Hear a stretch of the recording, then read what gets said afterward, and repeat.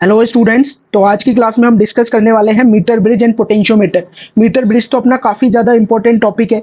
ये JEE main में और जेई एडवांस में काफी बार पूछा जा चुका है। बट पोटेंशियोमीटर इतना ज्यादा इंपॉर्टेंट नहीं है। इवन जेई मेन से तो इसको हटा भी दिया है, लेकिन जेई मेन का कोई भरोसा नहीं है भाई, वो जो टॉपिक हटा देते हैं उससे रिलेटेड भी क्वेश्चन पूछ लेते हैं। बट पोटेंशियोमीटर जो है इसको जेई एडवांस से नहीं हटाया है, इस बात का ध्यान रखना। तो जेई एडवांस में पोटेंशियोमीटर से रिलेटेड क्वेश्चन पूछा जा सकता है। ओके, तो हम दोनों को ही काफी डिटेल में कवर करने वाले हैं, और जेई एडवांस में जो प्रीवियस क्वेश्चन पूछे गए हैं रिलेटेड टू मीटर ब्रिज वो भी हम देखेंगे। तो स्टार्ट करते हैं आज के लेक्चर को। तो आज की क्लास में जो अपना पहला टॉपिक है that is metre bridge. Metre bridge क्या है भाई, इसका काम है अननोन रेजिस्टेंस को मेजर करना। ओके, दूसरा इसको क्या बोलते हैं, इसको स्लाइड वायर ब्रिज भी बोलते हैं। और ये किस प्रिंसिपल पे बेस्ड है, it is based on the principle of wheat stone bridge. यहाँ मैं तुम्हें पूरी थ्योरी भी बताने वाला हूँ, जो कि तुम्हें लाइक सीबीएसई वगैरह में क्या होता है, तुमसे मीटर ब्रिज 5 नंबर का सवाल पूछ लिया जाता है कि मीटर ब्रिज पूरा एक्सप्लेन करो, किस प्रिंसिपल पे बेस्ड है, इसकी वर्किंग क्या है, इसका डायग्राम क्या है, ये सब पूछ लिया जाता है। तो हम एकदम डिटेल में देखेंगे, चाहे सीबीएसई में पूछे, जेई में पूछे, नीट में पूछे, किसी में भी पूछे, तुमको पूरा एकदम 100% बढ़िया तरीके से कराया जाएगा। ओके, तो देखो भाई, अब ये मीटर ब्रिज है क्या, पहले वो समझो। इसकी कंस्ट्रक्शन में देखते हैं। इसकी कंस्ट्रक्शन में ये बोला है इट कंसिस्ट ऑफ 1 मीटर और 100 सेंटीमीटर लॉन्ग मैग्नेन वायर। तो देखो भाई, इसके नाम में ही क्या है, मीटर ब्रिज, मतलब इसमें एक ऐसा वायर यूज किया गया है जिसकी लेंथ कितनी है, 1 मीटर। और वही वायर ये है अपना एसी जो वायर दिख रहा है ना, दैट इज दिस वायर, है ना। ये कौन सा वायर है, ये बना हुआ है मैग्नेन का। ओके, और क्या बोला हुआ भाई इसके बारे में, manganin wire of uniform cross sectional stretched along a metre scale fixed over a wooden board as shown in the figure. ये पूरा सेटअप जो है ना, ये जो मैं दिखा रहा हूँ, ये वुडन बोर्ड पे बनाया जाता है। इसी स्केल पे क्या है भाई, एक मतलब इसी वुडन बोर्ड पे एक स्केल भी अपन ने फिक्स कर रखा है। ओके, स्केल कैसा है, ये मीटर स्केल है, मतलब इसकी लेंथ कितनी है, 1 मीटर और 100 सेंटीमीटर। तो नेक्स्ट ये हमसे बोल रहा है भाई, there are 2 L shaped copper strips and 1 horizontal copper strip. तो यहाँ पे तुम्हें दिख रही होगी, ये दो क्या है भाई, एल शेप्ड कॉपर स्ट्रिप है और एक हॉरिजॉन्टल कॉपर स्ट्रिप है, बिल्कुल भाई। फिर बोला है resistance box is connected between A B. Copper strip L वाली और हॉरिजॉन्टल कॉपर स्ट्रिप के बीच में एक गैप है ना। तो इस गैप में क्या है, हमने एक रेजिस्टेंस लगाया हुआ है आर, या फिर तुम बोल सकते हो यहाँ पर हमने रेजिस्टेंस बॉक्स कैलकुलेट किया हुआ है। रेजिस्टेंस बॉक्स मतलब एक ऐसा डब्बा जिससे तुम कोई भी नॉन वैल्यू का रेजिस्टेंस सर्किट में इंट्रोड्यूस कर सकते हो। ओके, तो यहाँ पर हमने क्या लगा रखा है भाई, यहाँ पर हमने लगाया हुआ है रेजिस्टेंस बॉक्स। बात समझ में आ रही है भाई। ओके, नेक्स्ट हमें क्या बोला हुआ है, नेक्स्ट हमें बोला हुआ है unknown resistance S is connected in the gap A1 B1।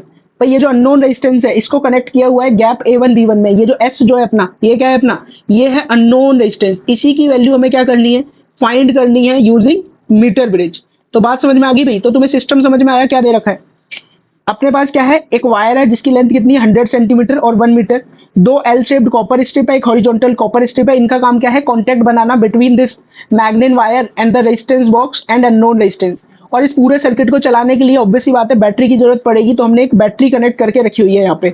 आज समझ में आ रही है भाई। और एक की है, की को अपन ने प्रेस कर दिया जब अपन एक्सपेरिमेंट करेंगे तब। ओके, तो देखो भाई, फिर क्या बोला हुआ है, source of EMF is connected between AC and a movable jockey and a galvanometer are connected between AB. Movable jockey and galvanometer समझो भाई। यहाँ पर क्या है, ये मूवेबल जॉकी मतलब इट्स लाइक क्या होता है, ये ना, ये जो इसका जो हेड है, इसका जो हेड है जॉकी का, वो मेटल वगैरह का बना होता है। और हम इस हेड को क्या करते हैं, इस वायर के ऊपर घुमा रहे होते हैं, इधर उधर इधर उधर इसको नचा रहे होते हैं वायर के ऊपर, to find the null point. Null point कैसे फाइंड करेंगे वो हम ही देखेंगे कि ये नल पॉइंट होता क्या है। और इस जॉकी को हमने कनेक्ट कर रखा है गैल्वेनोमीटर से। किससे कनेक्ट कर रखा है, गैल्वेनोमीटर से। तो जॉकी कुछ भी नहीं है भाई, जॉकी क्या है, ऐसे होता है पेन टाइप, पेन होता है ना, वैसा ही होता है, पेंसिल टाइप होता है। इसकी आगे की जो टिप होती है ना, वो कुछ इस तरह से होती है, आगे की टिप इसकी मेटल की बनी हुई होती है, और इसको वायर पे इधर उधर नचा रहे होते हैं हम इसको, इसी को क्या बोल देते हैं, जॉकी। बात समझ में आ गई। फिर क्या बोला हुआ है हमें भाई, ये जो वायर यूज किया जाता है ना, ये मैग्नेट या फिर कांस्टेंट टेन का किया जाता है। ऐसा क्यों, ये सीबीएसई में पूछ लिया जाता है। क्योंकि इन वायर के पास low temperature coefficient of resistance है। इट मींस इस वायर का रेजिस्टेंस थोड़ा बहुत ही चेंज होगा अगर टेम्परेचर में काफी ज्यादा चेंज आ गया तो भी। देखो क्या होगा भाई, ऑब्वियस ही बात है, जब हम सर्किट में काम लेंगे, वायर का रेजिस्टेंस होगा, वायर गर्म होगा, तो गर्म होने की वजह से क्या होगा, जब जब वायर का टेम्परेचर बदलता है तो उसका रेजिस्टेंस भी बदलता है। लेकिन ये जो अपन ने मैग्नेट और कांस्टेंट एन का वायर लिया है ना, इसका फायदा ये है कि इनका जो अल्फा होता है वो बहुत स्मॉल होता है। Alpha is temperature coefficient of resistivity, जिसकी वजह से अगर टेम्परेचर में बहुत ज्यादा चेंज भी आ रहा है ना, तो भी ये जो रेजिस्टेंस है ना, इसकी वैल्यू ऑलमोस्ट कांस्टेंट रहती है। ठीक है, मतलब वायर की जो वैल्यू है रेजिस्टेंस की, वो चेंज नहीं होगी। बात समझ में आ रही है भाई। ओके, नेक्स्ट फिर हमें क्या दिया हुआ है, इसकी वर्किंग। वर्किंग में बोला हुआ है we will slide the jockey on wire AC. मैंने जैसे बताया था कि ये जो वायर है ना, इसके ऊपर अपन जॉकी को इधर उधर नचाएंगे। ये जो जॉकी है इसको इधर उधर नचाएंगे। ओके, फिर हम क्या करेंगे, फिर यहाँ पे बोला हुआ है and find out the null deflection in the galvanometer, और फिर हम गैल्वेनोमीटर में देखेंगे नल डिफ्लेक्शन मतलब जब गैल्वेनोमीटर की जो निडल है वो जीरो करंट शो करे तब तक हम इस जॉकी को इस वायर के ऊपर नचाते रहेंगे, ठीक है। जैसे ही ये जो गैल्वेनोमीटर है इसकी स्केल या जो होगा वो हमें अगर जीरो रीडिंग देगा तो हम बोलेंगे हमें नल पॉइंट मिल गया है। कैसा पॉइंट मिल गया है? नल पॉइंट मिल गया है, मतलब गैल्वेनोमीटर के थ्रू कोई करंट पास नहीं हो रहा है। ओके, फिर क्या बोला इसने, फिर बोला कि भाई when galvanometer shows zero deflection then the length at that position is known as balancing length. फिर इसने बोला कि भाई ठीक है, जॉकी को तुमने नचाया और जॉकी को जब हम यहाँ पर रखे हुए थे तो हमने क्या देखा कि इस गैल्वेनोमीटर में करंट मिल ही नहीं रहा है। इट मींस ये जो लेंथ एल है ना, ए से लेकर पॉइंट बी तक की जो भी लेंथ है दैट इज बैलेंसिंग लेंथ, और ये क्या हो जाएगी 100 minus L, 100 centimetre minus L, because ये पूरा वायर कितना था, ये पूरा वायर 100 सेंटीमीटर का था। अगर बैलेंसिंग लेंथ ए बी अपनी एल है तो लेंथ बी सी हो जाएगी 100 माइनस एल। बात समझ में आ रही है भाई? ओके, अब आगे बढ़ते हैं।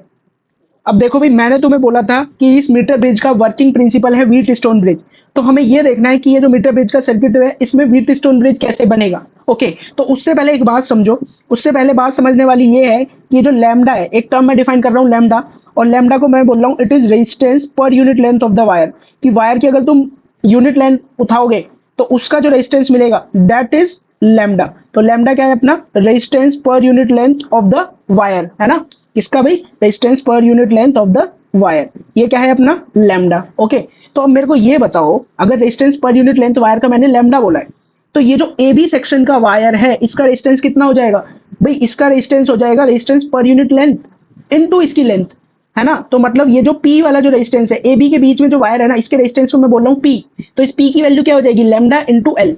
सिमिलरली ये देखो, अगर ये जो बीसी वाला वायर है, बीसी वाले वायर की लेंथ कितनी है?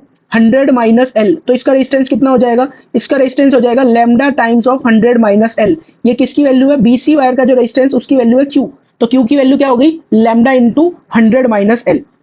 ओके भाई, तो मैंने क्या माना कि ए बी सेक्शन का जो वायर है उसका रेजिस्टेंस है पी, और इस रेजिस्टेंस की वैल्यू कितनी है? Lambda into L. BC section का जो वायर है उसका रेजिस्टेंस कितना है? Lambda into 100 minus L. अब देखो, हमने क्या किया, वायर को भी रेजिस्टेंस की तरह देख लिया। अब मैं क्या कर रहा हूं, मैं इसमें व्हीट स्टोन ब्रिज को इम्प्लांट करने की कोशिश कर रहा हूं इस सर्किट में। तो देखो, ये एक व्हीट स्टोन ब्रिज का मैंने सर्किट बनाया है ना। यहाँ पे वही अपनी बैटरी है जो ऊपर मैंने यहाँ पे दिखा रखी है। ओके, ए बी सेक्शन का जो वायर है इसका रेजिस्टेंस है पी, तो ये जो पी वाला रेजिस्टेंस मैंने यहाँ पे दिखा दिया लैम्डा इंटू एल, है ना। इसी के ऊपर हमने देखा एक रेजिस्टेंस बॉक्स लगा हुआ था जिसका रेजिस्टेंस था आर, तो इस पी वाले रेजिस्टेंस के ऊपर ये रेजिस्टेंस आर। फिर हमने देखा भाई गैल्वेनोमीटर कनेक्ट है, एक तो इस रेजिस्टेंस से कनेक्ट है, आर वाले रेजिस्टेंस से कनेक्ट है ना भाई, इस तरह से कॉपर के थ्रू। फिर ये कनेक्ट है किसके? पी वाले रेजिस्टेंस के एक एंड पे कनेक्ट है, तो मैंने यहाँ पे वही गैल्वेनोमीटर बनाया जो कि आर के एक एंड पे कनेक्ट है और पी वाले रेजिस्टेंस के एक एंड पे कनेक्ट है ना। फिर हमने क्या देखा, हमने देखा कि बीसी वाला जो वायर है उसका रेजिस्टेंस है क्यू, और ये पी वाले रेजिस्टेंस के साथ कनेक्टेड है। तो देखो भाई, बीसी वाला जो वायर था उसका रेजिस्टेंस हो गया कितना? क्यू, और ये पी वाले रेजिस्टेंस के साथ भी कनेक्ट है। फिर कौन सा रेजिस्टेंस बचा? क्यू वाले रेजिस्टेंस के ऊपर था एस वाला रेजिस्टेंस, तो क्यू वाले रेजिस्टेंस के ऊपर एस वाला रेजिस्टेंस मैंने बना दिया। तो देख लो ऊपर वाला सर्किट अब कैसा बन गया है भाई? वो व्हीट स्टोन ही बन गया है। तो ये सर्किट व्हीट स्टोन ब्रिज कैसे बनना है भाई? यहाँ पर एक रेजिस्टेंस कनेक्टेड है अपने पास आर, इधर एक रेजिस्टेंस कनेक्टेड है कितना? पी, इसी के साथ एक रेजिस्टेंस कनेक्टेड है एस, और ये बीसी वाला रेजिस्टेंस कितना है? क्यू, और बीच में हम एक और रेजिस्टेंस लगाते थे ना, पांचवा रेजिस्टेंस, उसके थ्रू कोई भी करंट पास नहीं करता था। तो वही उसका काम कौन कर रहा है भाई? गैल्वेनोमीटर कर रहा है। उस रेजिस्टेंस का काम कौन कर रहा है भाई? गैल्वेनोमीटर। क्या बन गया? ये व्हीट स्टोन बन गया। यहाँ पर बैटरी लगा दी है अपन ने, ठीक है, बात समझ में आ रही है। तो ये भी क्या है? ये व्हीट स्टोन ब्रिज ही है, बस उसको देखने का टेढ़ा मेढ़ा तरीका है ये। ओके, तो हम क्या बोलेंगे कि जब हमें गैल्वेनोमीटर के थ्रू कोई करंट पास नहीं करेगा तो हम क्या बोलेंगे कि जो अपना व्हीट स्टोन ब्रिज है वो बैलेंस है। अगर व्हीट स्टोन ब्रिज बैलेंस हुआ तो मैं बैलेंसिंग कंडीशन क्या लिखूंगा भाई? पहले ही हम ये बात कर चुके हैं ना व्हीट स्टोन ब्रिज की। तो व्हीट स्टोन ब्रिज में बैलेंसिंग कंडीशन क्या आती है कि आमने सामने वाले रेजिस्टेंस का प्रोडक्ट सेम होगा। आमने सामने वाले रेजिस्टेंस कौन से हैं? आर और क्यू, पी और एस। तो बैलेंसिंग कंडीशन होगी तब मैं बोलूंगा कि R into Q should be equal to P into S. अपना गोल क्या है? अपना गोल है एस की वैल्यू निकालना, दैट इज अननोन रेजिस्टेंस कौन है? अपना एस। तो हम क्या लिखेंगे भाई? इसको हम लिखने वाले हैं कि आर की वैल्यू तो चलो ठीक है, नॉन रेजिस्टेंस जो रेजिस्टेंस बॉक्स से इंट्रोड्यूस किया। क्यू की वैल्यू है lambda times of 100 minus L, this should be equals to P की वैल्यू कितनी है? Lambda times of L into S. तो यहां से तुम्हारे पास क्या आ जाएगा? यहां से एस की वैल्यू तुम्हारे पास निकल के आएगी R into 100 minus L divided by L. तो इस तरह से अपन ने क्या करी? एस की वैल्यू फाइंड कर ली, तो कुछ भी नहीं है भाई। अगर तुम्हें व्हीट स्टोन ब्रिज आता है ना, तो मीटर ब्रिज में तुम्हें कोई भी नई चीज नजर नहीं आने वाली। क्या है ये? व्हीट स्टोन ब्रिज ही है। बात समझ में आ गई? तो इस तरह से हम एस की वैल्यू निकाल लेंगे। ओके, नेक्स्ट हम आगे चलते हैं भाई। अब इसमें कुछ नोट है जो अपने को पता होने चाहिए। पहला ये बोल रहा है कि the accuracy is maximum. Metre bridge की एक्यूरेसी क्या होगी? मैक्सिमम होगी। मतलब एरर जो होंगे उसमें रीडिंग में, एस की वैल्यू में, वो मिनिमम होंगे when null point is obtain near the mid point of wire AC. ये बोल रहा है कि भाई जब इस एसी वायर के मिड पॉइंट पे, मतलब इस पॉइंट पे जब तुम्हें नल पॉइंट मिलेगा, तब ये जो रीडिंग है एस की, ये सबसे एक्यूरेट आने वाली है। ओके, तो यही यहाँ पे लिखा हुआ है। ओके, अब देखो, अब अगर वो पूछ ले कि बताओ एस की वैल्यू में एरर कितना आया, ठीक है, एस की वैल्यू में एरर कितना आया, तो हम लिखेंगे कि भाई एस की वैल्यू जो अपने पास आई वो I R into 100 minus L upon में एल। तो यहां से एस की वैल्यू या फिर डेल्टा एस बाय एस हम लिखे, एरर इन एस, ये क्या हो जाएगा? अब आर की वैल्यू हम ऐसा मानते हैं कि आर की वैल्यू क्या है, अपन ने बिल्कुल एक्यूरेट लिखी है, इसमें कोई एरर नहीं है ना। तो सारी की सारी एरर किसमें होगी? सारी की सारी एरर होगी 100 माइनस एल को मेजर करने में और एल को मेजर करने में। तो इसमें एरर कितनी आ जाएगी? इसमें एरर आएगी delta 100 minus L upon 100 minus L plus delta L upon में एल। भाई देखो ये कैसे लिखा मैंने, जैसे ऐसे लिखते थे ना, z is equal to X upon Y, तो हम क्या लिखते थे? Delta z by z is equal to delta x by x plus delta y by y। Unit and dimension थोड़ा थोड़ा याद करो, इस तरह से लिखते थे। तो वही काम यहाँ पे किया है। यहाँ पे x का काम कर रहा है 100 माइनस एल और y का काम कौन कर रहा है? l। बात समझ में आ गई भी, है ना? तो इस तरह से हम इसमें एरर निकाल सकते हैं। किसमें? Error in measurement of value of small resistance s या फिर अननोन रेजिस्टेंस s। ठीक है, तो हमें पता है कि ये जो डेल्टा s बाय s है, इसकी वैल्यू मिनिमम निकल के आती है कब? जब हमें नल पॉइंट एकदम सेंटर पे मिलेगा, मतलब l की वैल्यू 50 सेंटीमीटर हो जाएगी। और ये जो डेल्टा l है, ये क्या है? ये है least count of metre scale, क्योंकि भाई l हम किसकी हेल्प से मेजर कर रहे हैं? मीटर स्केल की हेल्प से। तो इसीलिए डेल्टा एल क्या है? अपना least count of metre scale. बात समझ में आई? तो नेक्स्ट नोट करने वाली बात अपने पास ये है एंड करेक्शंस। ये एंड करेक्शंस क्या होते हैं, पहले तो ये समझो भाई। एंड करेक्शंस में मैंने बोला ये जो ए सी वायर था भाई, इसमें हो सकता है इसकी कुछ लेंथ ऐसे कॉपर स्ट्रिप के ऊपर हो, इधर भी कुछ लेंथ कॉपर स्ट्रिप के ऊपर हो, मतलब हम इस अल्फा को लिखना भूल गए हो एल के साथ, और 100 माइनस एल के साथ इस बीटा लेंथ को लिखना भूल गए हो। इसी को हम बोलते हैं एंड करेक्शंस। मतलब अगर अपने को एस की वैल्यू एक्यूरेट चाहिए, अननोन रेजिस्टेंस की वैल्यू एक्यूरेट चाहिए, तो हमें एंड करेक्शंस के ऊपर भी ध्यान रखना पड़ेगा। तो यहाँ पे वही बोला, if alpha and beta are length at end points known as end correction, then क्या है भाई? देन हमारे पास एस की वैल्यू जो हो जाएगी, एस की वैल्यू नॉर्मल क्या होती थी? एस की वैल्यू होती थी R into 100 minus L upon में एल। अब क्या लिखेंगे? अब लिखेंगे हम एस की value R into 100 minus L, और इसमें हम बीटा गिनना तो भूल ही गए थे, डिवाइडेड बाय एल करते थे, है ना। अब क्या करेंगे कि इसमें अल्फा गिनना भूल गए थे, तो एस की वैल्यू क्या हो जाएगी? R into 100 minus L plus beta. तो बीटा क्या है कि 100 माइनस एल को मेजर करते वक्त अपन ने कितनी लेंथ को नहीं गिना, डेट इज बीटा, और एल को मेजर करते वक्त अपन ने कितनी लेंथ को नहीं गिना, डेट इज अल्फा। आज समझ में आ गई भाई? ओके, तो अब हम प्रॉब्लम्स पे आते हैं। कॉन्सेप्ट जितना चाहिए उतना हम कर चुके हैं। ओके, तो देखो भाई, पहला क्वेश्चन क्या दे रखा है? Metre bridge is in balance condition. भाई बैलेंस कंडीशन में है जो अपना मीटर ब्रिज है, और बोला है इसके वायर का रेजिस्टेंस है 1 ओम पर सेंटीमीटर। ये जो वायर है इसका रेजिस्टेंस कितना दे रखा है? 1 ओम पर सेंटीमीटर। इट मींस इसका लैम्डा हमें दे रखा है 1 ओम पर सेंटीमीटर। फिर क्या बोला है? Calculate the value of unknown resistance x. यहाँ पर एक अननोन रेजिस्टेंस एक्स लगा रखा है, इसकी वैल्यू निकालनी है हमें। ये निकालना है करंट कितना निकला होगा सर्किट से। ओके, तो इसे देखने के लिए सबसे पहले हम क्या करेंगे, सिंस यहाँ पर बैलेंसिंग लेंथ तुम्हें 40 सेंटीमीटर दे रखी है ये वाली, तो ये इसके आगे वाली लेंथ कितनी हो जाएगी भाई? 60 सेंटीमीटर, है ना। तो जब व्हीट स्टोन ब्रिज अपना बैलेंस होगा या मीटर ब्रिज जब बैलेंस होगा, हम बोलेंगे आमने सामने वाले रेजिस्टेंस का प्रोडक्ट क्या रहेगा? सेम रहेगा। अच्छा, तो देखो भाई, ये 40 सेंटीमीटर का वायर है, वायर का 1 सेंटीमीटर का रेजिस्टेंस है 1 ओम, तो इस पार्ट का रेजिस्टेंस कितना हो जाएगा? 40 ओम, और इस पार्ट का रेजिस्टेंस कितना हो जाएगा? 60 ओम हो जाएगा।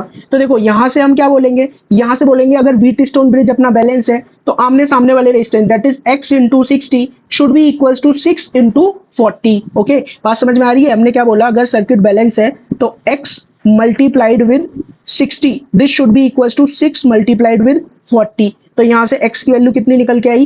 4 ओम निकल के आई। ये क्या आ गया? अपना अननोन रेजिस्टेंस निकल के आ गया। अभी हमें ये देखना सर्किट से कितना करंट फ्लो हो रहा होगा। तो भाई मैं इसका इक्विवेलेंट सर्किट कैसे बना सकता हूं? मैं इसका इक्विवेलेंट सर्किट बनाऊंगा कि यहाँ पर अपना x लगा हुआ है, 4 ओम का। देन ये 40 सेंटीमीटर वाला रेजिस्टेंस, इसका रेजिस्टेंस कितना है 40 ओम।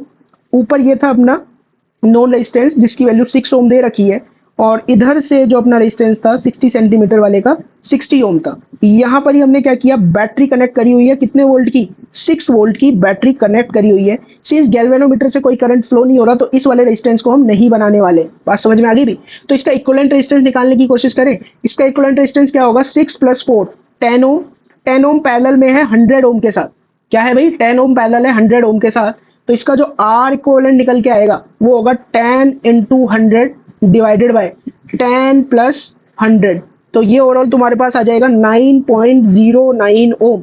तो सर्किट से करंट कितना निकला होगा, दैट इज ईएमएफ जो भी सर्किट में कनेक्ट किया है डिवाइडेड बाय आर इक्विवेलेंट। तो ये हो जाएगा EMF of battery is 6 and R equivalent is 9.09 ohm. तो करंट कितना निकला भाई बैटरी से, दैट इज 0.66 एम्पियर। तो यही अपने आंसर है कि करंट है 0.66 एम्पियर और अननोन रेजिस्टेंस कितना है 4 ओम है। हो गया प्रॉब्लम सॉल्व बहुत ही प्यार से। ओके नेक्स्ट भाई आगे बढ़ते हैं। This question was asked in JEE advance 2011। Okay तो देखेंगे भाई इस जेईई एडवांस के प्रॉब्लम को किस तरह से अपन कर सकते हैं। तो यहाँ पे हमें क्या बोला है, एक मीटर ब्रिज का सेटअप दिया हुआ है। इसमें बोला कि हमें अननोन रेजिस्टेंस एक्स की वैल्यू चाहिए using a 10 ohm standard resistor. मतलब ये जो रेजिस्टेंस बॉक्स है उसमें हमने 10 ओम का रेजिस्टेंस इंट्रोड्यूस कर रखा है। बोला galvanometer shows null point when tapping key is at 52 centimetre mark. ये जो की है ये हमने 52 सेंटीमीटर के मार्क पे लगा रखी है। मतलब यहाँ पर ये जो डिस्टेंस है ये कितना है 52 सेंटीमीटर। तो हमें क्या मिलती है, तब हमें नल डिफ्लेक्शन शो होती है। गैल्वेनोमीटर कोई भी रीडिंग शो नहीं करता। ओके तो फिर वो यही बोल रहा है कि अगर एंड करेक्शन है 1 centimetre and 2 centimetre respectively from A and B, मतलब 52 को मेजर करते वक्त यहाँ पर एरर होने के चांस है कि तुमने 1 सेंटीमीटर इसमें मेजर किया ही ना हो, और इधर जो भी तुम लेंथ मेजर करोगे कौन सी लेंथ हो जाएगी, ये लेंथ हो जाएगी 48 सेंटीमीटर 100 - 52। तो इसमें पॉसिबिलिटी है कि तुमने 2 सेंटीमीटर को काउंट किया ही ना हो। ओके तो वही हमें दे रखा है। तो हम क्या करेंगे भाई, यहाँ से मैं बोलूंगा कि ठीक है अननोन रेजिस्टेंस अपने पास x है, इसकी वैल्यू निकालनी है ना। नॉन रेजिस्टेंस कितना है ये वाला, इसको बोल देते हैं r। r की वैल्यू है अपने पास 10 ओम। फिर यहाँ पर ये लेंथ हो गई 52, मतलब यहाँ पर इसको हम बोल रहे हैं कितना, इसको बोल रहे हैं लेंथ L1, इसको बोल रहे हैं लेंथ L2। तो जो L1 की एक्चुअल वैल्यू होगी, L1 की एक्चुअल वैल्यू क्या होगी भाई, L1 की एक्चुअल वैल्यू होगी 52 + 1 दैट इज 53 सेंटीमीटर। और ये जो L2 की एक्चुअल वैल्यू होगी वो क्या होगी 48 + 2 दैट इज 50 सेंटीमीटर। तो अब इस वाले पार्ट का रेजिस्टेंस कितना हो जाएगा लैम्डा L1, और इस वाले पार्ट का रेजिस्टेंस कितना हो जाएगा लैम्डा L2। लैम्डा क्या है, resistance per unit length. Since अगर ये अपना जो ब्रिज है या मीटर ब्रिज है ये बैलेंस है, तो हम क्या बोलेंगे आमने सामने वाले रेजिस्टेंस का प्रोडक्ट क्या होना चाहिए सेम। मतलब x multiplied with lambda L2 should be equals to r multiplied with lambda L1। तो हमने क्या बोला, x multiplied with lambda L2 should be equals to r multiplied with lambda L1। Okay तो x की value अपने को find करनी है, लैम्डा से लैम्डा कैंसिल ही हो जाएगा दोनों साइड से। L2 की वैल्यू अपने पास 50, r की वैल्यू हमें 10 दे रखी है और L1 की वैल्यू कितनी है 53 सेंटीमीटर। ओके तो यहाँ से x की वैल्यू मेरे को दिखाई दे रही है, इसकी वैल्यू आ रही है 53/5। तो ये क्या हो जाएगी ओवरऑल वैल्यू 10.6 ओम। मतलब बी ऑप्शन अपना आंसर हो जाएगा, है ना। यही 2011 का क्वेश्चन था, बहुत ही प्यार से अपन ने कर दिया। ओके नेक्स्ट देखो भाई, नेक्स्ट क्या दिया हुआ है, ये जेईई एडवांस 2014 का सवाल है। अगेन बोला during an experiment with a metre bridge, यहाँ पे बोला galvanometer shows null deflection when the jockey is pressed at 40 centimetre. मतलब यहाँ पर जब बैलेंसिंग लेंथ कितनी थी 40 सेंटीमीटर, रिमेनिंग लेंथ कितनी हो जाएगी 60 सेंटीमीटर। स्टैंडर्ड रेजिस्टेंस यूज किया है 90 ओम का, है ना। बोला least count of scale used in metre bridge is 1 mm। मतलब डेल्टा एल जो है वो कितना है अपना 1 mm दे रखा है। तो ये बोल रहा है कि ये बताओ कि ये अननोन रेजिस्टेंस कितना होगा। अननोन रेजिस्टेंस R की वैल्यू चाहिए विद एरर, इसमें एरर भी बताना है कितना होगा। पहले तो अननोन रेजिस्टेंस R की वैल्यू फाइंड करोगे, तुम बोलोगे जब मीटर ब्रिज बैलेंस है तो R × 60 lambda this should be equals to 90 × 40 lambda. Lambda lambda cancel ही हो जाता है, तो हम मान लेते हैं इस पार्ट का रेजिस्टेंस 60 होगा, इस पार्ट का रेजिस्टेंस कितना होगा 40 होने वाला है। तो अगर ब्रिज अपना बैलेंस है, ब्रिज बैलेंस है, तो मैं बोलूंगा R × 60 should be equals to 90 × 40। तो यहाँ से तुम्हारे पास R की वैल्यू कितनी आ गई, R की वैल्यू तुम्हारे पास आ जाएगी भाई, ये आ रही है कितनी अपने पास, ये 60 ओम निकल के आ रही है। आज समझ में आई। अब हमें क्या करना है, एक एरर देखना है कि R की मेजरमेंट में एरर कितना है। तो भाई R को हम कैसे लिखते थे, मान लो अगर ये अपनी बैलेंसिंग लेंथ है L और ये वाली लेंथ कितनी है 100 - L, तो R की वैल्यू अपन कैसे देते थे, R की वैल्यू होती थी 90 × L। ये जो रेजिस्टेंस है इसको मल्टीप्लाई कर दो L के साथ, है ना। 90 into L divided bye 100 minus L. ये किसकी वैल्यू है? अपनी आर की वैल्यू है। तो यहां से देखो हम क्या लिखेंगे, हम लिखेंगे भाई delta R by R is equals to delta L by L plus delta 100 minus L upon में 100 माइनस एल। ओके, तो देखो डेल्टा एल कितना है अपने पास, ये दे रखा है 1 mm, तो हम इसको सेंटीमीटर में लिख लेते हैं। सेंटीमीटर में कितना हो जाएगा? 0.1 सेंटीमीटर। ओके, डेल्टा एल को क्या लिखा मैंने? 0.1 सेंटीमीटर लिख लिया। अपॉन में एल की वैल्यू कितनी थी? 40 centimetre plus delta 100 minus L. भाई डेल्टा 100 माइनस एल भी क्या होगा? डेल्टा 100 माइनस एल मतलब 100 में तो कोई एरर होगा ही नहीं मेजर करते वक्त। एरर किस में होगा? एल की वैल्यू में ही मेजर होगा। तो मतलब डेल्टा 100 माइनस एल भी जो आएगा वो तुम्हारे पास कितना आएगा? 0.1 divided by 100 minus L which is 60। तो देखो अब डेल्टा आर को कैसे लिख सकते हैं हम? Delta R is equals to R into 0.1 को भी मैंने कॉमन ले लिया और ये बचेगा अंदर 1/40 प्लस 1/60। ओके, तो ये तुम्हारे पास ओवरऑल हो जाएगा, आर की वैल्यू पुट कर दो 60 इंटू 0.1 और ऊपर बन जाएगा 100 और नीचे हो जाएगा ये 2400। जीरो से जीरो गए, ये आएगा 6/24, मतलब ये हो जाएगा 1/4। 1/4 की वैल्यू होगी 0.25 ओम। मतलब जो रेजिस्टेंस की वैल्यू है विद एरर के साथ मैं बोलूंगा इट इज 60 प्लस माइनस 0.25 ओम। तो कौन सा वाला आंसर हो जाएगा अपना? अपना सी ऑप्शन ही इसका राइट आंसर हो जाएगा। बात समझ में आई भाई? ओके, नेक्स्ट क्वेश्चन देखो भाई, ये हमें जेई 2007 में पूछा हुआ है। क्या बोला हुआ है? A resistance of 2 ohm is connected across one gap of metre bridge. ठीक है भाई, the length of wire is 100 centimetre and an unknown resistance greater than 2 ohm is connected across the other gap.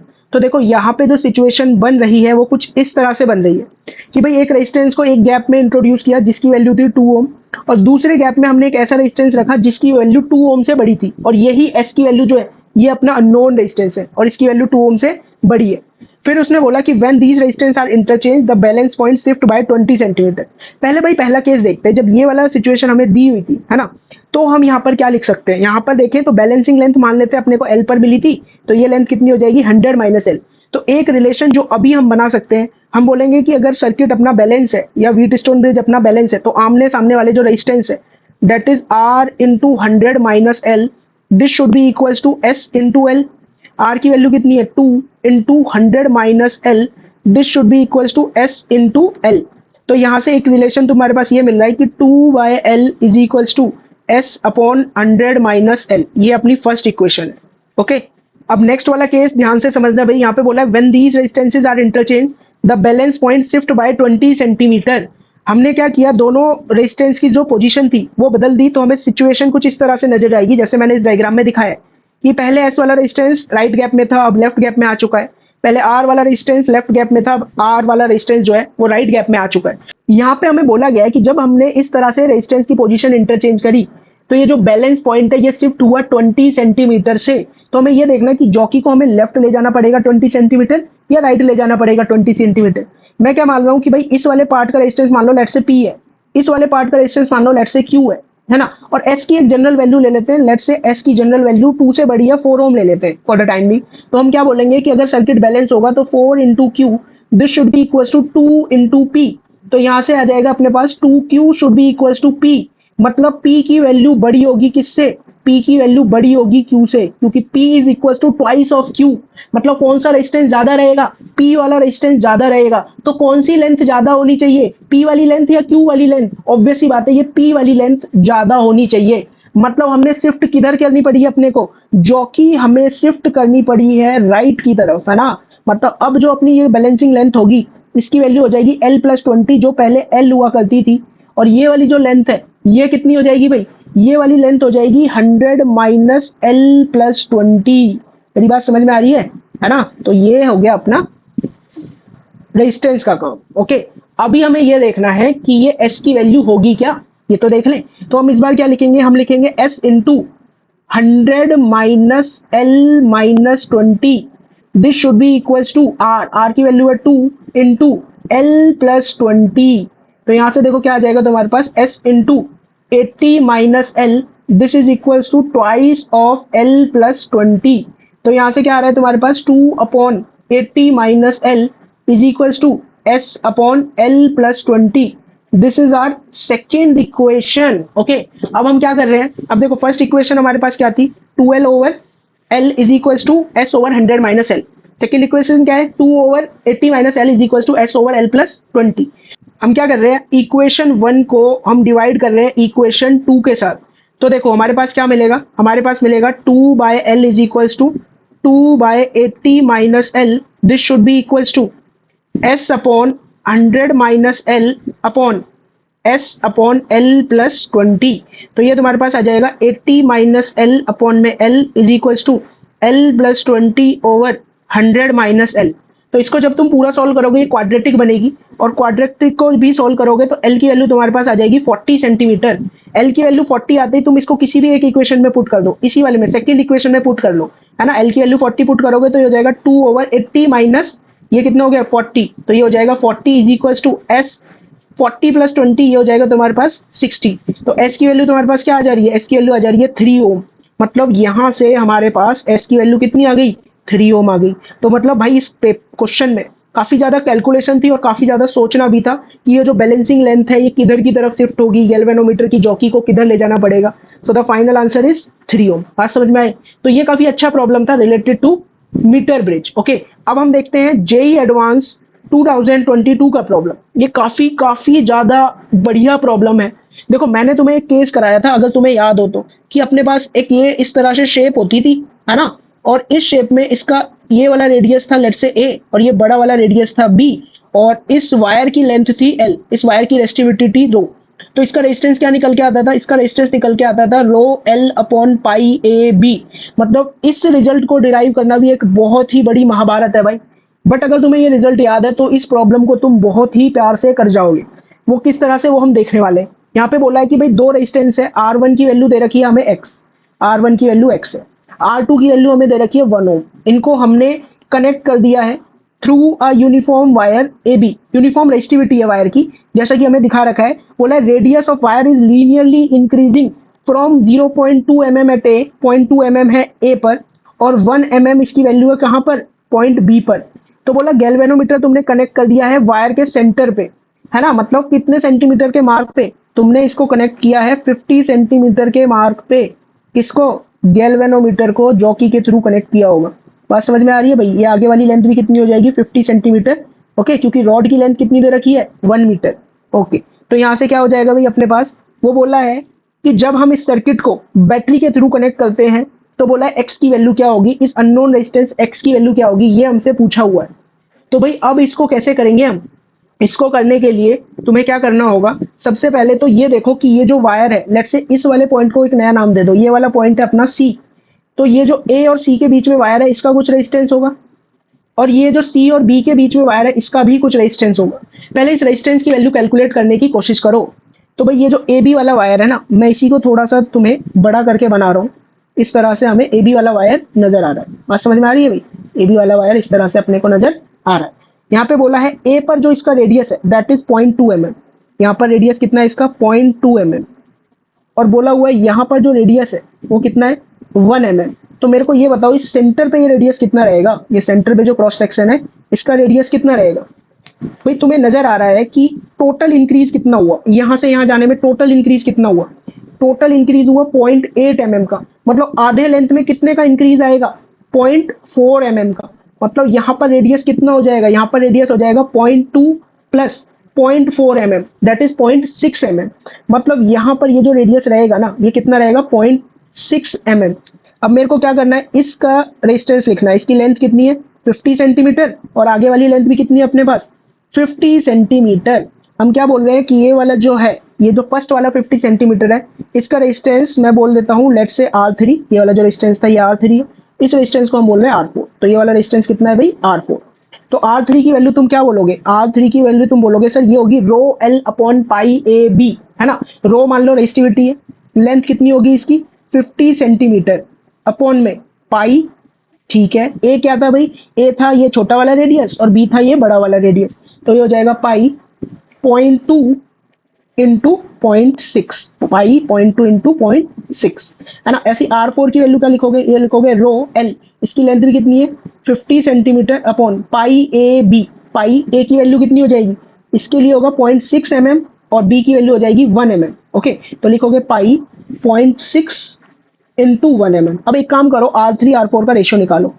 R3/R4 जो निकल के आएगा उसका ratio अपने पास निकल के आने वाला है भाई, ये रेशियो आ रहा है 5 अपने पास, ठीक है।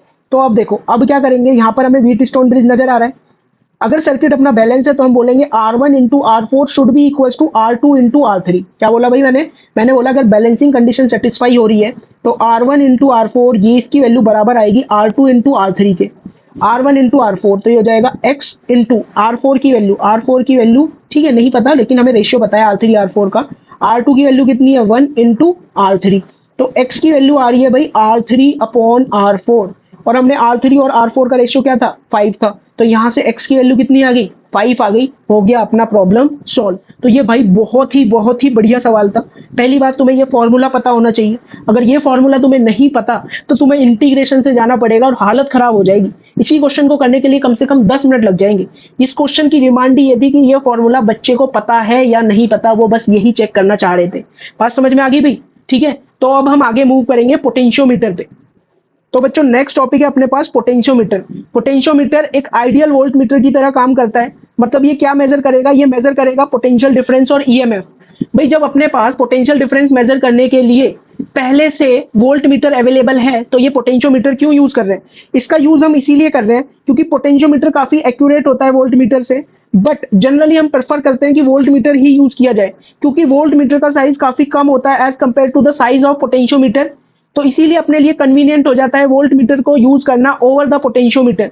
क्योंकि पोटेंशियोमीटर में क्या होता है भाई, एक वुडन बोर्ड होता है, वुडन बोर्ड के ऊपर 10 मीटर का वायर लपेटा हुआ होता है हमने, तो इस 10 मीटर के वायर को और इस वुडन बोर्ड को जेब में लेके घूमना अपने लिए कन्वीनियंट नहीं है, इसीलिए अपन वोल्ट मीटर यूज करते हैं। तो नेक्स्ट है अपने पास प्रिंसिपल ऑफ पोटेंशियोमीटर। तो इसका प्रिंसिपल हमें ये बोलता है कि किसी भी वायर के थ्रू जिसका यूनिफॉर्म क्रॉस सेक्शन है, जिसकी रेजिस्टिविटी कांस्टेंट है, अगर उसके थ्रू तुम एक कांस्टेंट करंट फ्लो कराओगे तो जो पोटेंशियल ड्रॉप निकल के आएगा वायर की किसी भी लेंथ में वो प्रोपोर्शनल होगा वायर की लेंथ के। मतलब ये क्या कहना चाहता है, ये कहना चाहता है कि तुम्हें पता है V की वैल्यू होती है I इंटू आर, है ना। मतलब किसी भी लेंथ में जो पोटेंशियल ड्रॉप होगा वो होगा current into length resistance of the wire, है ना। रेजिस्टेंस को हम लिख सकते हैं R is equal to rho L by A, तो मैंने इसको लिखा V is equal to I rho by A into L। अब ये बोलता है कि अगर कांस्टेंट करंट है, कांस्टेंट रेजिस्टिविटी है और constant area of cross section है तो इट मींस जो I रो बाय A है ये कांस्टेंट आएगा। इस कांस्टेंट को हम डिफाइन करते हैं K से। तो V की जो वैल्यू निकल के आएगी वो निकल के आएगी K इंटू L। तो यहाँ से क्या नजर आ रहा है तुम्हें भाई, K क्या था, एक कांस्टेंट था, तो तुम्हारे पास निकल के आया कि V is proportional to L। मतलब potential drop across any length of the wire is directly proportional to the length of the wire. बात समझ में आई भाई। नेक्स्ट ये हमसे बोल रहा है that it is based on the fact no current flows between 2 points in an electrical circuit which are at same potential। मतलब ऐसे समझो भाई ये कोई रेजिस्टेंस है सर्किट में, कोई भी अगर तुम वायर वगैरह भी यूज करोगे उसका भी कुछ ना कुछ रेजिस्टेंस होगा।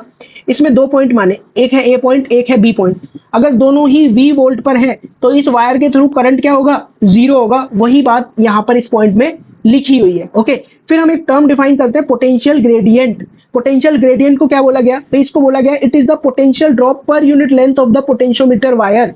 ये क्या है भाई कि पर यूनिट लेंथ वायर के 1 मीटर या 1 सेंटीमीटर में कितना पोटेंशियल ड्रॉप तुम्हें मिल रहा है, दैट इज पोटेंशियल ग्रेडियंट। ये जो K की वैल्यू है ना भाई, इसी को बोलते हैं अपन पोटेंशियल ग्रेडियंट। पोटेंशियल ग्रेडियंट क्या होता है, पोटेंशियल ग्रेडियंट होता है potential drop in the wire, total potential drop in the wire divided by total length of the wire, ठीक है। तो यहाँ पर इसकी यूनिट क्या निकल के आएगी, इसकी यूनिट निकल के आएगी भाई पोटेंशियल ग्रेडियंट की पोटेंशियल पर मीटर, वोल्ट पर मीटर।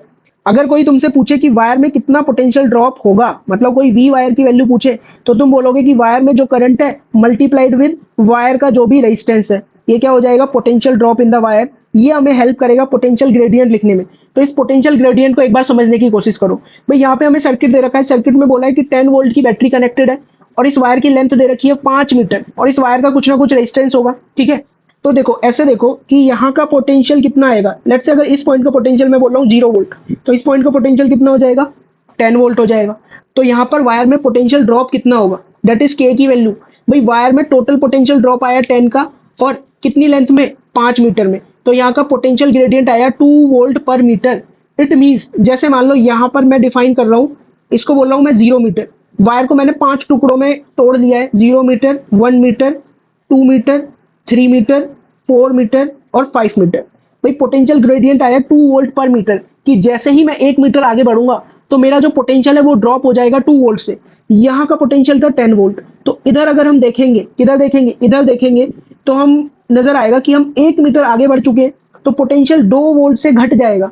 2 वोल्ट से घटेगा तो पोटेंशियल मिलेगा 8 वोल्ट। फिर 1 मीटर आगे बढ़े तो पोटेंशियल अगेन 2 वोल्ट से घट गया, तो पोटेंशियल कितना मिला, 6 वोल्ट। फिर आगे बढ़े, पोटेंशियल और घटा, कितना मिला, 4 वोल्ट। फिर 1 मीटर आगे बढ़े, पोटेंशियल फिर 2 वोल्ट से घट गया, कितना मिला, 2 वोल्ट। और फिर कितना मिला, 0 वोल्ट। तो यहाँ पे एक चीज तुम देख सकते हो कि वायर की 2 मीटर लेंथ में कितना पोटेंशियल ड्रॉप आया, 4 वोल्ट का।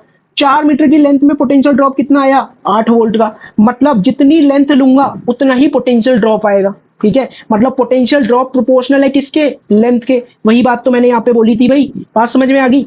अब देखो इसका यूज क्या है। इसका यूज होता है ईएमएफ, हम सेल का मेजर करते हैं, ईएमएफ कंपेयर करते हैं सेल्स का, और सेल्स का इंटरनल रेजिस्टेंस भी हम फाइंड कर सकते हैं यूजिंग पोटेंशियोमीटर। वो वन बाय हम सारे केसेस देखेंगे। तो भाई इसमें क्या लिखा हुआ है, यहाँ लिखा हुआ है when a constant current is pass through a wire of uniform cross section then potential drop across any portion of wire is directly proportional to length of the wire. भाई वही तो बोला कि 2 मीटर का वायर लिया तो इसमें कितना पोटेंशियल ड्रॉप आया, 4 वोल्ट। 4 मीटर का वायर लिया तो पोटेंशियल ड्रॉप कितना आया, 8 वोल्ट का। मतलब पोटेंशियल ड्रॉप ये प्रोपोर्शनल है हम कितनी लेंथ का वायर ले रहे हैं। ओके, तो इसमें बोला है कि why we prefer potentiometer for measuring potential difference over the voltmeter. भाई वो तो ठीक है, एक्यूरेट है। क्यों एक्यूरेट है वोल्टमीटर से, इसका बेसिक प्रिंसिपल ये है कि वोल्टेज को काम करने के लिए क्या चाहिए होता था। मान लो ये एक वोल्टेज है अपना, है ना, वोल्ट मीटर है ये अपना। वोल्ट मीटर इसी तरह से बनाते थे, लास्ट लेक्चर में मैंने बताया था ना, conversion of galvanometer into volt meter. तो ये अपना वोल्ट मीटर है, इसको किसी रेजिस्टेंस के अक्रॉस लगाया हमने, और इस रेजिस्टेंस में कितना पोटेंशियल ड्रॉप है ये अपने को मेजर करना था। तो क्या होता था, यहां से आई करंट आया, इससे मैक्सिमम करंट पास करता था आई माइनस आई जी, और गैल्वेनोमीटर से आई जी करंट पास करता था। तो देखो एक्चुअली में क्या हुआ कि इस रेजिस्टेंस के थ्रू जो करंट है वो डिक्रीज हुआ गैल्वेनोमीटर को लगाने की वजह से। इट मींस इसके अक्रॉस जो पोटेंशियल ड्रॉप है वो स्लाइटली डिक्रीज हो जाएगा एक्चुअल वैल्यू से। ऐसा क्यों हो रहा है, क्योंकि गैल्वेनोमीटर जो है वो कुछ ना कुछ करंट तो ड्रॉ करेगा ही सर्किट से। तो यहाँ पर बोला है voltmeter can also measure potential difference but an ideal one needs infinite resistance. भाई आइडियल के लिए क्या चाहिए, इनफाइनाइट रेजिस्टेंस चाहिए, बट वो तो प्रैक्टिकली पॉसिबल ही नहीं है। तो पोटेंशियोमीटर जो काम करता है ना, वो ये काम करता है कि ये कोई भी करंट ड्रॉ नहीं करता सर्किट से। मतलब यहां पर अगर मैंने इस रेजिस्टेंस के अक्रॉस एक पोटेंशियोमीटर लगाया होता है ना भाई, पीटीएम मतलब पोटेंशियोमीटर, तो ये कोई भी करंट यहाँ पर ड्रॉ नहीं करता, कोई आईजी वगैरह की वैल्यू पोटेंशियोमीटर के थ्रू पास नहीं करती, जिसकी वजह से सारा का सारा करंट जो भी इधर से आई करंट आया था वो इस आर रेजिस्टेंस के थ्रू ही पास होता। इट मींस पोटेंशियोमीटर ने कोई भी करंट ड्रॉ नहीं किया। तो क्या होगा भाई, जो हमें पोटेंशियल डिफरेंस मिलेगा अक्रॉस रेजिस्टेंस आर, वो क्या होगा, एक्चुअल पोटेंशियल डिफरेंस ही होने वाला है। तो वही यहाँ पे लिखा हुआ है, a potentiometer does not draw any current from the circuit and still measures the potential difference. Thus potentiometer circuit act as an ideal voltmeter and it is based on null deflection। ये भी null deflection पे based है। वो किस तरह से, वो हम आगे देखेंगे। ओके, नेक्स्ट है अपने पास calculation of EMF using potentiometer. तो इसको ऐसे समझो भाई, अपन ने एक बैटरी लगा रखी है, इसको बोलते हैं ड्राइविंग सेल। क्या बोलते हैं इसको, ड्राइविंग सेल।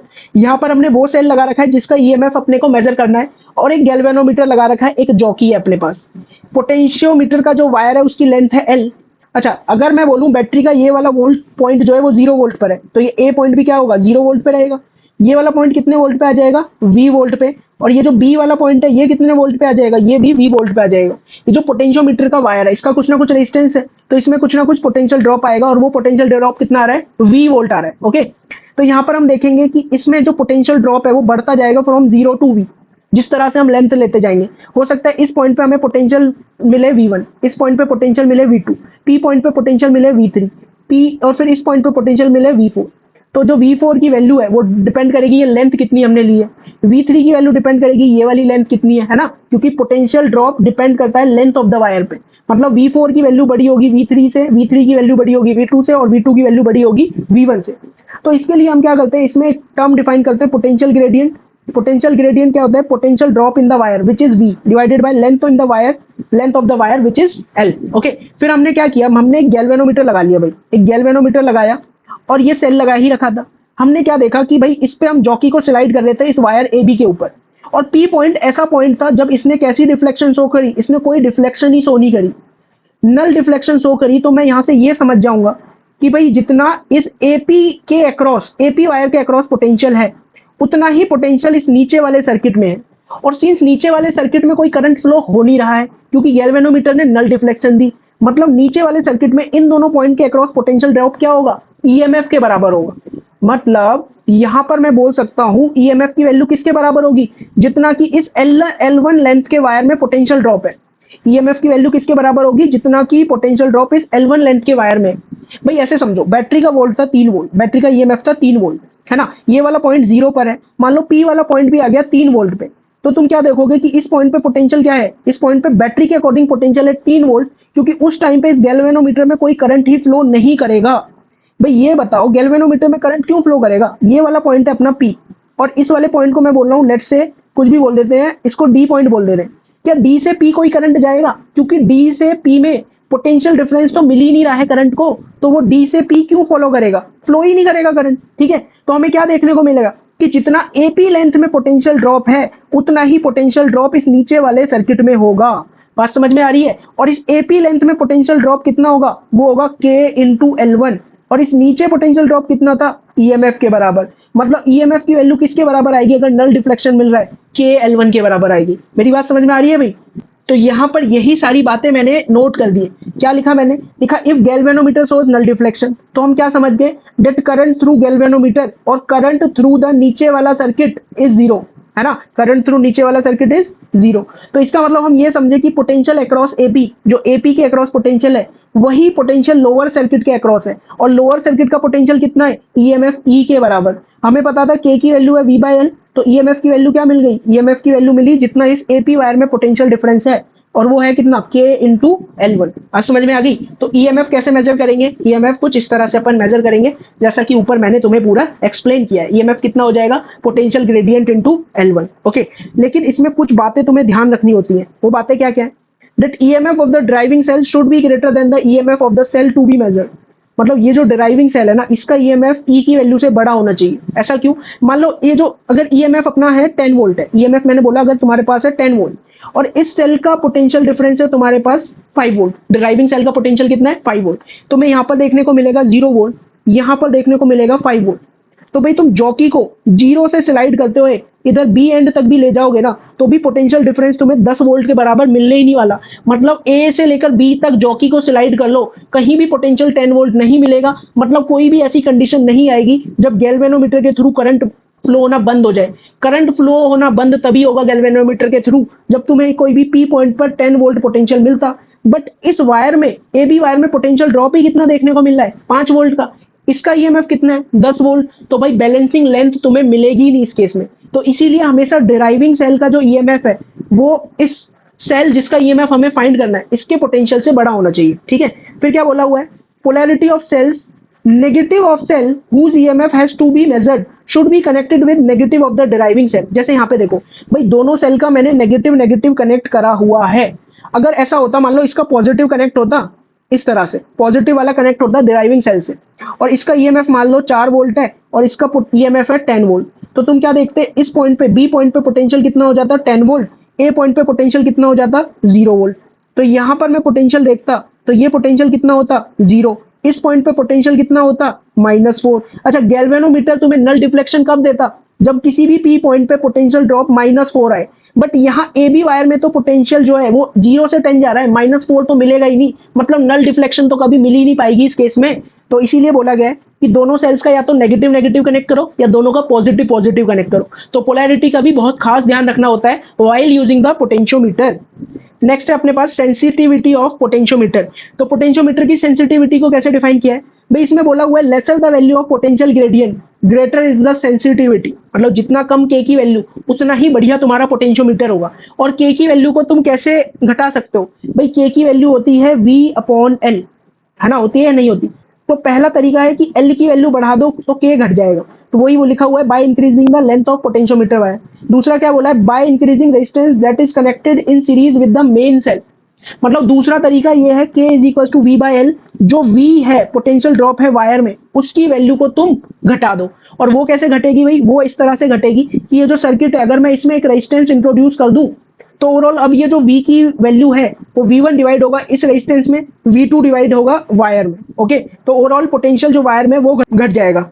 तो नेक्स्ट देखो मैं क्या ले रहा हूँ, मैं भाई दो वायर लिए मैंने, मैं देखना चाहता हूँ कि भाई किस तरह से ये जो सेंसिटिविटी है वो डिपेंड कर रही है। तो मैंने दो वायर लिए, दोनों वायर में ही पोटेंशियल ड्रॉप दिया है 10 वोल्ट का। दोनों वायर को कितना पोटेंशियल ड्रॉप दिया है 10 वोल्ट का। तो दोनों के लिए मैंने के की वैल्यू डिफाइन करी। इसके लिए के कितना हो जाएगा potential gradient 10/1 that is 10 volt पर मीटर। और ये जो 10 मीटर का वायर है इसके लिए पोटेंशियल ग्रेडियंट कितना होगा 10 वोल्ट अपॉन 10 मीटर, मतलब इसका पोटेंशियल ग्रेडियंट आएगा 1 वोल्ट पर मीटर। तो इस वाले वायर में तुम्हें क्या देखने को मिलेगा, इस वाले वायर में देखने को मिलेगा कि भाई इस तरह से यहाँ पर होगा 0 वोल्ट या 1 2 3 4 5 6 7 8 9 और यहाँ जाके कुछ 10 वोल्ट तुम्हें मिल जाएगा।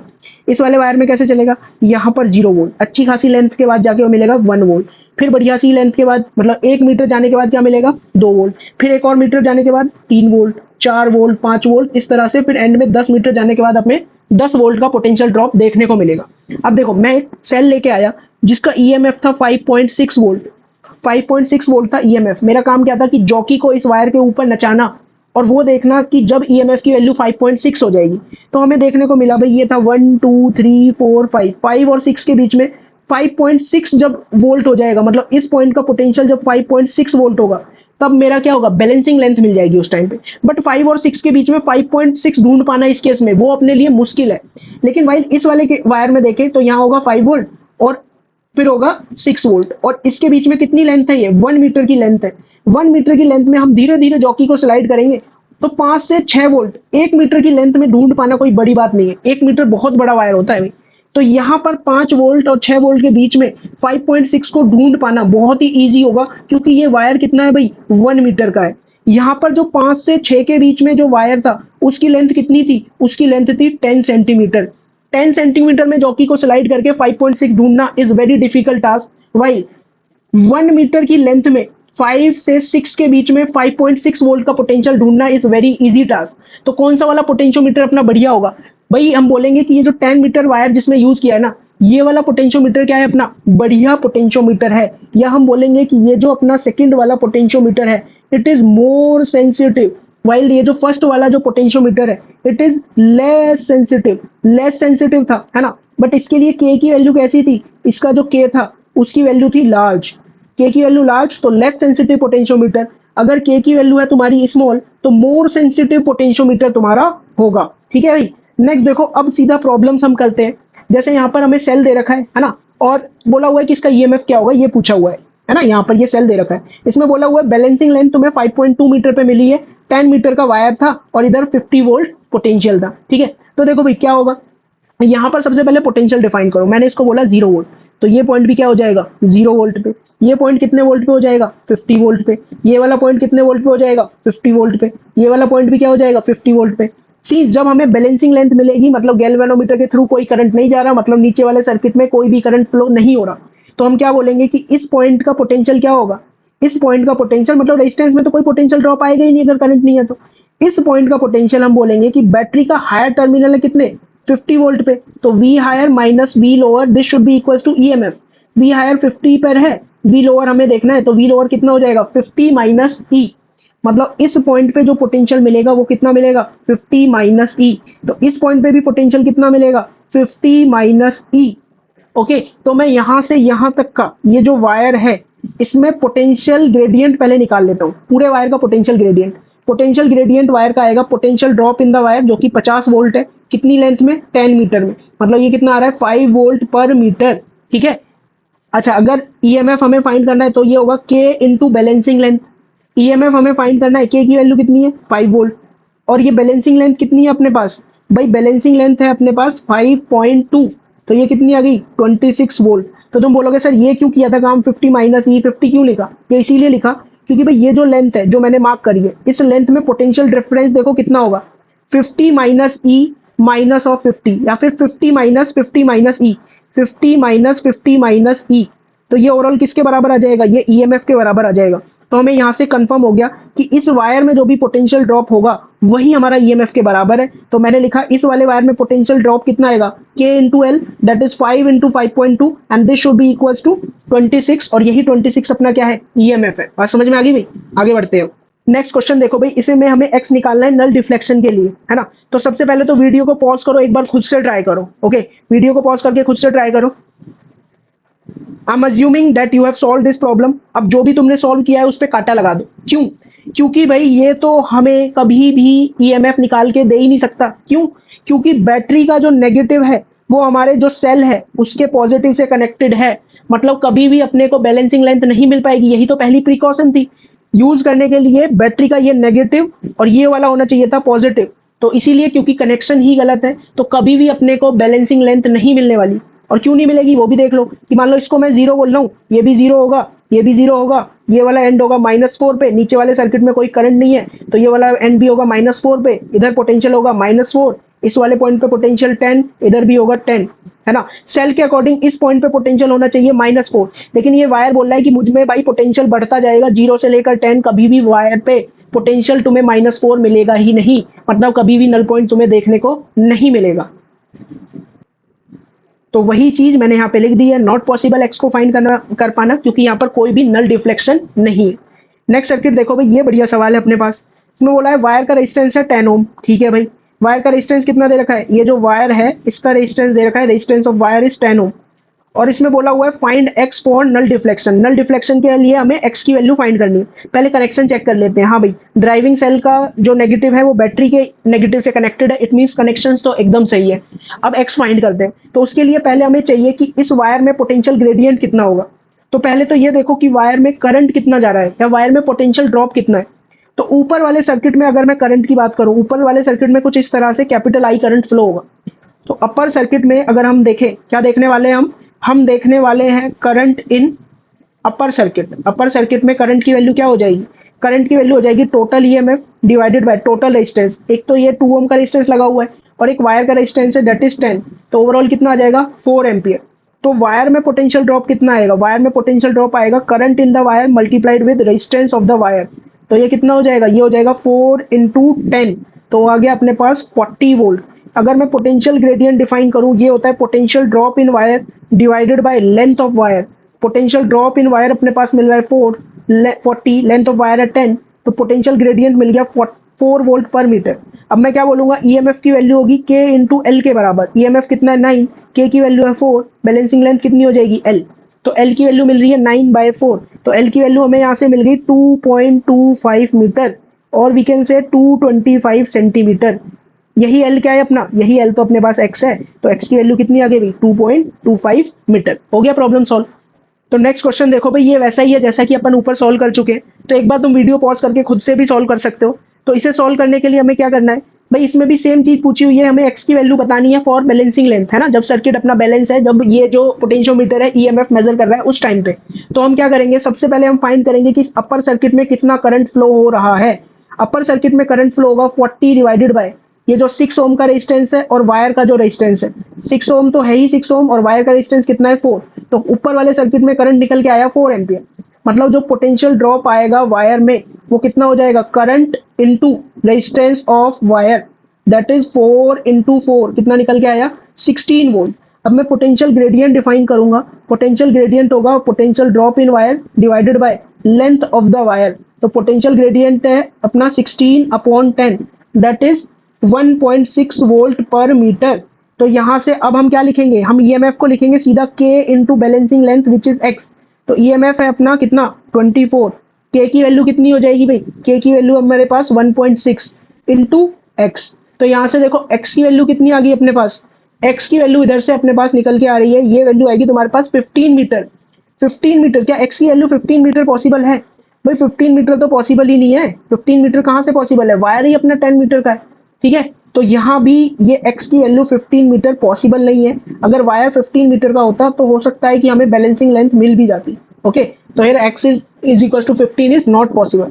तो जनरली हम क्या करते हैं ना, ये जो ड्राइविंग सेल यूज करते हैं ये एक हाई वोल्टेज का यूज करते हैं। जैसे 24 वोल्ट की बैटरी का ईएमएफ निकालना है तो मैं क्या यूज करता? 100 वोल्ट की बैटरी के आसपास यूज करता। ओके, नेक्स्ट हम चलते हैं भाई आगे। एक और प्रॉब्लम हमें दे रखा है, फिर से यही बोला है find x for balancing length, है ना। x निकालना है बैलेंसिंग लेंथ के लिए। इस बार बैटरी के पॉजिटिव और पॉजिटिव कनेक्ट है। तो सबसे पहले हम क्या करेंगे? सबसे पहले अपर सर्किट में करंट निकालेंगे जो कि हो जाएगा 48 divided by 2 plus resistance of wire which is 10। तो 48/12 मतलब 4 एम्पियर मिल जाएगा। वायर में पोटेंशियल ड्रॉप कितना मिलेगा, ये मिलेगा भाई resistance of wire into current through the wire, तो ये हो जाएगा कितना 10 इंटू 4 दैट इज 40 वोल्ट। तो पोटेंशियल ग्रेडियंट तुम्हें कितना मिलेगा 40 divided by 10 which is equal to 4 volt पर मीटर। तो यहाँ पर हम ईएमएफ की वैल्यू किसके बराबर बोलेंगे, ईएमएफ होगा भाई के इंटू बैलेंसिंग लेंथ, है ना। तो बैलेंसिंग लेंथ को L1 से मैं डिनोट कर रहा हूँ, तो ये हो जाएगा ईएमएफ हमें निकालना है, ये हो गया 4 और बैलेंसिंग लेंथ कितनी है यहाँ पर 2.4, तो ईएमएफ कितना निकल के आ जाएगा 9.6 वोल्ट निकल के आ जाएगा अपने पास, ठीक है। तो नेक्स्ट टॉपिक है अपने पास calculation of internal resistance using potentiometer. तो भाई यहाँ पर अब हम ये जो सेल है अपना इसका इंटरनल रेजिस्टेंस देखना चाहते हैं। तो इधर हम क्या करते हैं, in this we will always connect a known resistance in lower circuit. Lower circuit में हमने क्या किया, एक रेजिस्टेंस बॉक्स या फिर नोन रेजिस्टेंस कनेक्ट कर लिया, जिसकी हेल्प से हम अननोन रेजिस्टेंस को फाइंड करेंगे। ओके, तो पहला केस है जब की अपनी ओपन थी, मतलब रेजिस्टेंस बॉक्स को हमने सर्किट में कनेक्ट नहीं किया, हमने बैलेंसिंग लेंथ फाइंड करी, बैलेंसिंग लेंथ निकल के आई कितनी, बैलेंसिंग लेंथ निकल के आई भाई L1। तो उस टाइम पे ये बताओ जब रेजिस्टेंस बॉक्स अपन ने ऑन नहीं किया था तो नीचे वाले सर्किट में कोई करंट फ्लो होगा नहीं, कोई करंट फ्लो नहीं होगा, तो इस टाइम पे मतलब इसको लगाने का कोई फायदा है भी नहीं। इट मीन्स ये तो वही है जो हम ऊपर मेजर करते हुए आ रहे हैं, मतलब इस सर्किट में जब की ओपन है, की ओपन है तो ईएमएफ मेजर हो रहा है। तो भाई जब की ओपन है तो अपने को बैलेंसिंग लेंथ जो मिल रही है, बैलेंसिंग लेंथ हमें क्या देखने को मिली L1। और ये जो पोटेंशियोमीटर का वायर है इसका हमें पोटेंशियल ग्रेडियंट दे रखा है कितना K। तो इस समय क्या मेजर हो रहा होगा, इस समय ईएमएफ मेजर हो रहा होगा, और ईएमएफ की वैल्यू मैं क्या लिख दूंगा K टाइम्स ऑफ L1। अब मैंने क्या किया, मैंने स्विच को क्लोज कर दिया, दिख रहा है भाई स्विच को जैसे ही मैं क्लोज करूंगा तो ये जो लोअर सर्किट है इसमें भी एक करंट फ्लो होने लग जाएगा भाई, इसमें भी क्या होगा एक करंट फ्लो होने लग जाएगा। फिर से हमने क्या कोशिश करी कि गैल्वेनोमीटर को इधर उधर घुमाया और बैलेंसिंग लेंथ हमें क्या मिल गई L2 बैलेंसिंग लेंथ मिल गई। तो इस केस में हमें L2 बैलेंसिंग लेंथ मिली है। अब मुझे ये बताओ कि जब ठीक है भाई बैलेंसिंग लेंथ तुम्हें L2 मिली, कोई दिक्कत नहीं, है ना। अब इस टाइम पे ये जो AP जो पोटेंशियल होगा, AP वायर में जो पोटेंशियल होगा, क्या वो EMF के बराबर होगा या कुछ और होगा। तुम बोलोगे सर इस टाइम पे EMF के बराबर तो नहीं होगा क्योंकि लोअर सर्किट में करंट फ्लो हो रहा है, तो AP के अक्रॉस भी वही पोटेंशियल होगा जो A डैश P डैश के अक्रॉस पोटेंशियल है।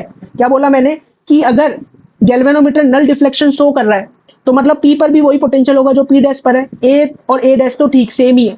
मतलब जब हमें नल डिफ्लेक्शन देखने को मिलेगी तो हम बोलेंगे AP का जितना पोटेंशियल है उतना ही potential A dash P dash का है। और सिंस लोअर सर्किट में करंट फ्लो हो रहा है तो A डैश P डैश के अक्रॉस इस बार हमें EMF नहीं, हमें टर्मिनल पोटेंशियल डिफरेंस मिलेगा। क्या देखने को मिलेगा, टर्मिनल पोटेंशियल डिफरेंस देखने को मिलेगा। तो भाई बैलेंसिंग लेंथ हमें क्या देखने को मिली इस बार L2, और लोअर सर्किट में जो करंट फ्लो हो रहा था वो था स्मॉल I, है ना।